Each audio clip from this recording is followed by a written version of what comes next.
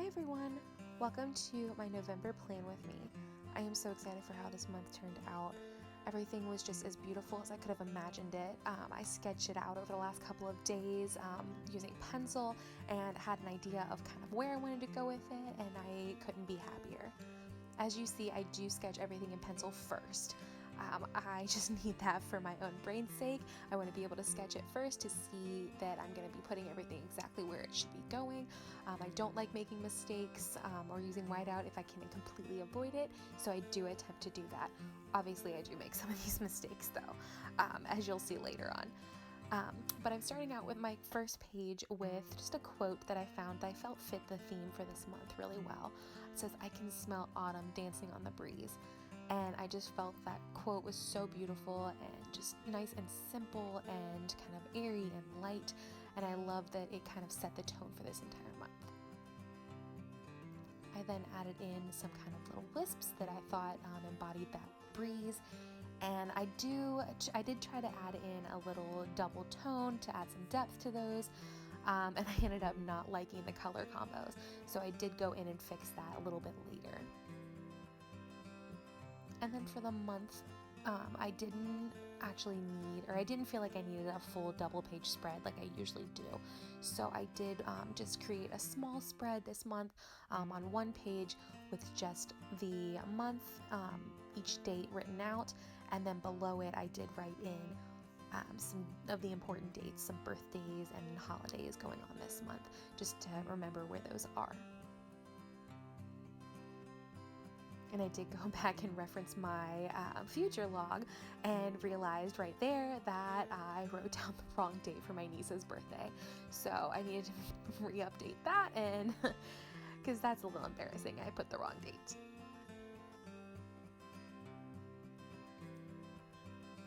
As far as all of the colors that I am using in the different markers and pens, I am using for all the colors the Crayola Super Tips, just different colors in that, as well as for all of the calligraphy, I am using the smaller size Tombow calligraphy pen. I love both of these, but I thought this month, since I had a lot of smaller calligraphy details, I was going with the smaller size for that. And for all of my headers this month, I did decide to go with this tall block style letter and to go over top of that with the calligraphy. I just thought it added a little bit of depth and a little bit of interest to each of my headers, and it kind of made the whole month very cohesive across the board. And as you can see this month, my eraser is my absolute best friend. The eraser that I use is the Pentel High Polymer Eraser. I got it in, I think, a 2 or a 3 pack at Hobby Lobby. These are the best erasers in the entire world, so it will literally erase anything. I am going lightly with my sketches so that way I still keep kind of a little bit of an outline, but the pencil is not going to show through with the markers. I can usually go in with my pens and my calligraphy pens over top of the pencil, and then I can erase afterwards, but the Crayola Super Tips does not allow for me to draw over top of the pencil. The pencil doesn't really erase very well after that, so I do erase ahead of time. And then I just went in with some really simple little doodled pumpkins down here. The blue is my favorite. It kind of brings out a little pop of color. So anytime I do have these pumpkins throughout the month, I do have a blue one included. I just thought they looked really cute and just made them a very sketched out and stylized little pumpkins.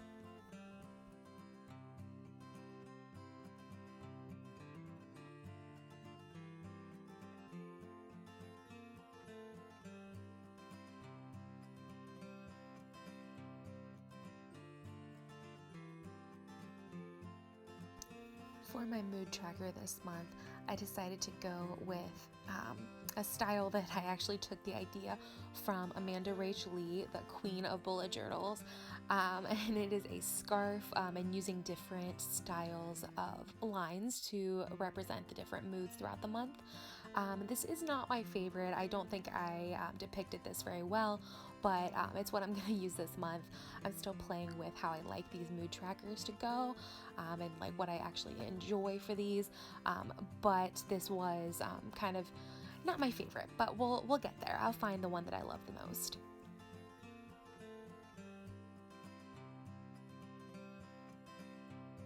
Also, side note, please ignore my terrible tan hands. I did self-tan this week and I did a terrible job on both of my hands and my wrist. They're very orange at the moment, along the sides of my hands and everything. So I do apologize for that. I'm gonna be trying to wash that off like crazy for the next couple of days, just so I don't look ridiculously orange.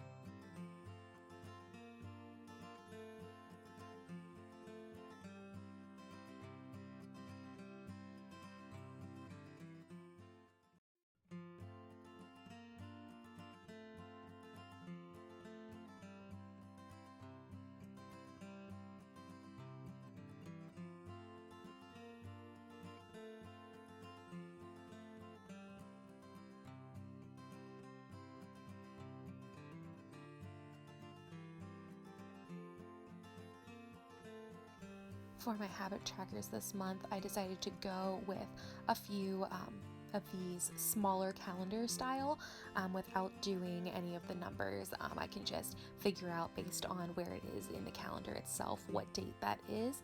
And I'm going in and just creating 9 of these to represent the 9 different habits that I like to track.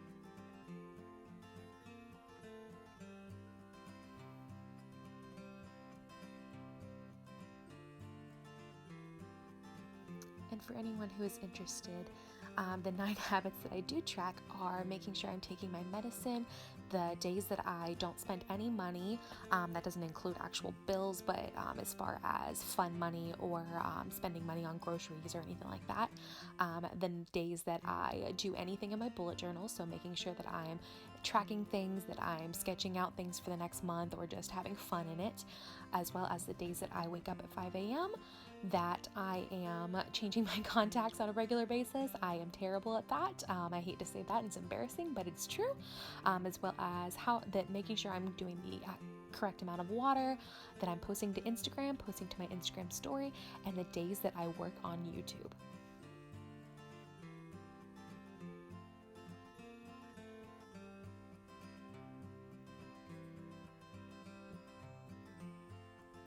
And this page here is going to be really simple, but I am going to start tracking my dreams. I don't know if it is new jobs or what exactly is going on, but I've been having very vivid dreams lately and they're becoming very interesting. So I do want to just start writing them down the second that I have them, as soon as I wake up in the morning. So I do create, or I am kind of creating almost like a brain dump for my dream pages. I also want to track my sleep to see if maybe there is a correlation in the amount of sleep I'm getting, what time I'm going to bed, and the days that I have all these vivid dreams. So we will see how, if there is any correlation or anything like that. This tracking is very interesting to see how everything lines up.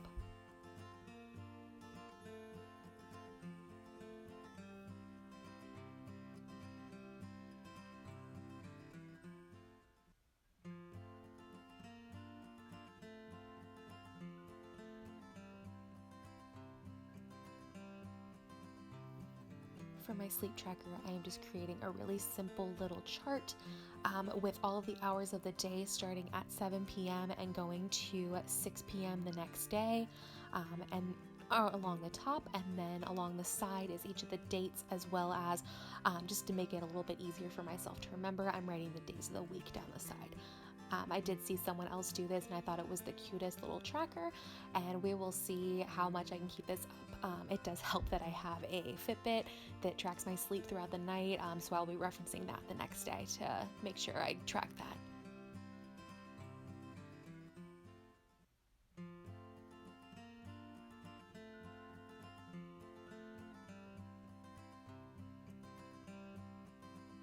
For all of my fine lining, I am going in with the Micron pen, or little pen, and I am using the size 0.03. And right here, I am just adding in also some lines to indicate when I should be asleep and when I should be awake. So that's my plan. We'll see if that actually happens.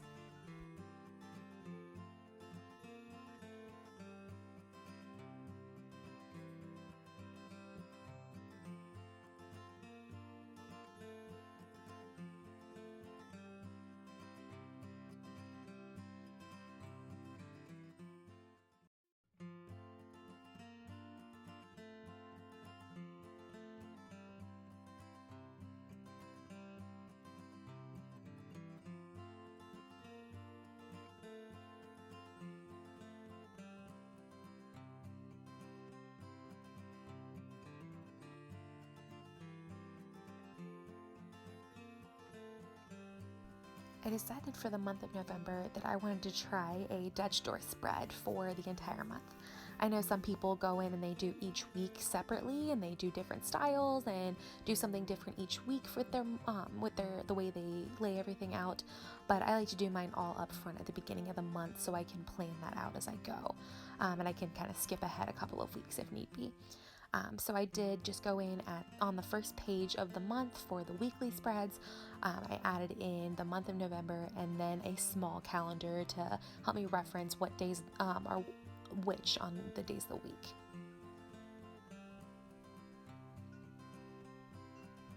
And each day of the week is going to have its own little section horizontally like this. And then I'm going in just writing the day of the week over top of the number date, as well with that calligraphy pen.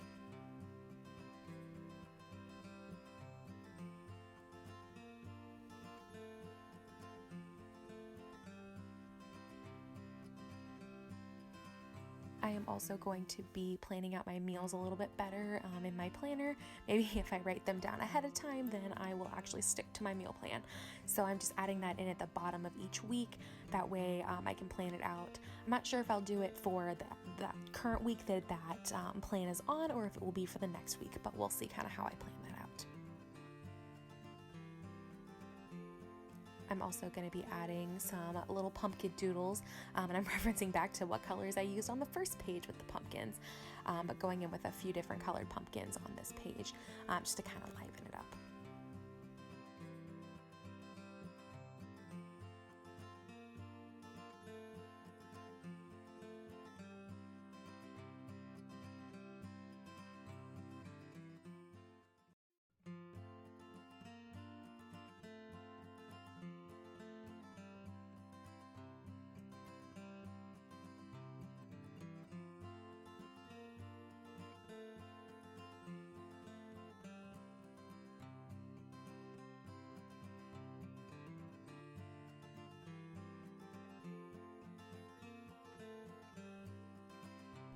Skipped ahead a little bit, but I did just finish up all of the different weeks throughout the month of November and finish up just writing in those dates as well as the days of the week. And I am now on the back page for the month, and that is going to be a little notes section as well as some of these little pumpkin doodles at the top.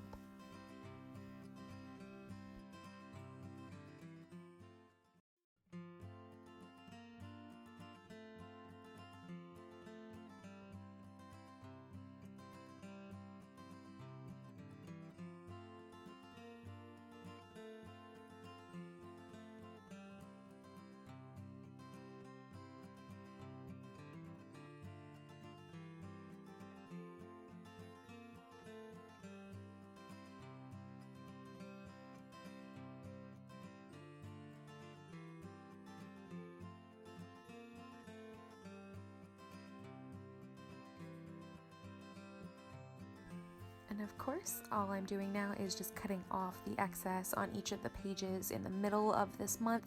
That way I'm creating these little Dutch doors, and that will create the kind of spread that I'm looking for this month for my weeklies.